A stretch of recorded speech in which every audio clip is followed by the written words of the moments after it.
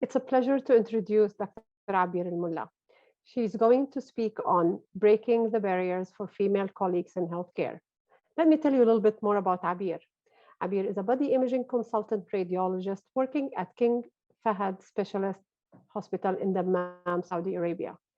She earned her Executive Master of Science in Health Administration from University of Alabama, with multiple certifications in Senior Management Business Analytics module at the University of Cambridge, Judge Business School Leadership in Exponentially Changing World at MIT Sloan School of Management. She also was the former Associate Executive Director, Standardization, Innovation and Corporate Integration Executive Administration, and former chairwoman of the Medical Imaging Department at King Fahad Specialist Hospital in Dammam. Abeer, it's a pleasure to have you, and thank you for giving the talk on the breaking the barriers for female colleagues in healthcare. Assalamu alaikum wa rahmatullahi wa barakatuh. Bismillahi nabda. I would like to take this opportunity to exert my gratitude and thanks to my great friend and Dr. Shaheen, for giving me this opportunity to interact with a unique and epic community like yours, community that is difficult to resemble. So without further ado, we are going to tackle the barriers that are encountered and could hinder women in the workforce. So let's start by defining the barriers and what those barriers are actually. We are specifically tackling a global professional matter, which is the barriers of diversity, particularly challenges hindering proper inclusion of women in the workplace. It used to be a controversy in our part of the world. However, I think this is not anymore because the world is globally swiftly changing. So I would like to share a notion of myself because I don't believe that one size fits all. So despite it is a global issue, but that doesn't mean it is the issue number one in every community, nor they could have a resolution model, copy paste, just because it had succeeded, if it had succeeded elsewhere, no matter where.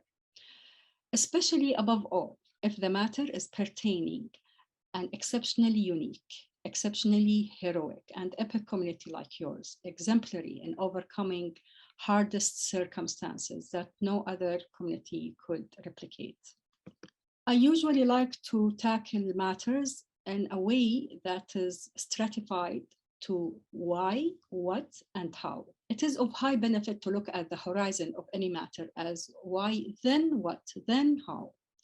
In my experience, I found that people get driven away with the how, which is a procedural thing. And they get fogged about the insights of the why and the what. When it comes to procedural focus, it is something that is very limiting because the how can be diverse, changes with time, but people should not lose the insight of the what and why, because the what is the objective and the compass. And above all, the why, which is the purpose. So we start with the why, the purpose, and the goal. A culturally diverse and inclusive workplace has been proven to result in more inclusion, more innovation, and higher level of efficiency, and ultimately a better place to work. Again, starting with the why. It is expressed by the outcomes. Outcomes are measures in every endeavor and every enterprise. Our mission is to work towards those outcomes diligently, scientifically, smartly, in effective, creative, and innovative fashion. The outcomes are to progress, to achieve high, to surpass. We need to benchmarking, but not imitating, with highly successful models. To commit to common interests, not self-circled interests. To aim at high-based and value-based outcomes, and to invest on capacities and talents, not to exclude anyone. Starting with the why. When the organization is inclusive of both genders, it would never achieve its potential standards and goals or become highly productive and innovative without optimal engagement and enablement of both genders in equitable, not equal ways. So beware of the role congruity theory of prejudice. Incongruity between female gender and professional expectations. There are actually sets of expectations from the females to being a non-entitled woman or behaving like a man. That results in biases and less favoritism. Now we're going to move to the what. What are the barriers? Actually, there are myriads of the barriers, but we cannot tackle them because of the time constraints. And we're going to focus on a few of them. There are actually women barriers amongst themselves or with themselves. There are barriers from other women or other men or cultural barriers. The women themselves, actually, they have barriers through their own mindsets and attitudes. Mindsets are actually something internalized, so they can underestimate themselves or sometimes overestimate themselves. Sometimes there is inconsistency when it comes to objectivity or inconsistency when it comes to confidence. When it comes to attitude, external expression, so there are kind of suboptimal proactivity or shying out, or to the other extreme, being too pushy or exaggerated and self-proven. Sometimes, and I hope this doesn't happen that frequently, there are barriers that come from other women, like attitudinal barriers when it comes to negative competition, envy, or protectiveness. Or from other men, again, I hope it doesn't happen very frequently, when there is kind of habitual underestimation of the male towards female colleagues, when there is restriction of the opportunity or resources. Now we come to cultural barriers, and maybe we're gonna focus a little bit more in this area. Again, we're gonna mention some because there are a lot, but we are limited in our time. We're gonna focus on the what's called unconscious bias, communication barriers, cultural norms, insensitivity of the culture, lack of role models, and lack of training. To start with the unconscious bias, what do you mean by unconscious bias? It is actually, as the term implies, unintentional happening or automatically having a preference or affinity to those who are of the same gender. This automatic stereotyping or judging is a huge barrier actually to workplace inclusion.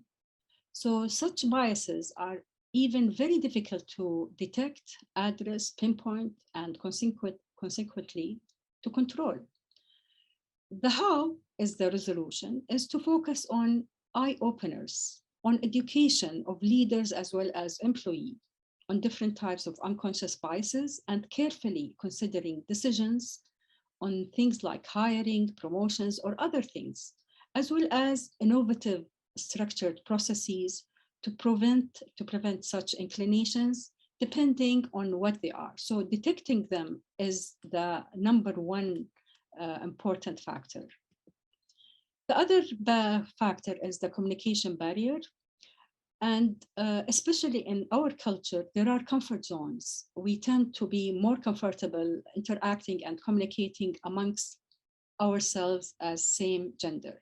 So focusing on breaking such comfort zone, getting out of the comfort zone, and acknowledging that communication problems amongst teams can leave female employee feeling frustrated, excluded, and unheard. And that by itself, this acknowledgement could result in improvement. Resolution is to acknowledge that it is imperative for organizations to keep a constant, professional, but unrestricted flow of communication amongst each other, as well as with employee and their own managers to understand what their individual or professional needs. And this will ensure everyone feels valued, listened to, creating a happier atmosphere. The cultural norms, I think we are quite unique in our cultural norms. Sometimes we have this segregation, or frequently we have this segregation, or social habits restricting the interaction towards the same gender and hence restricting the opportunity to the other gender.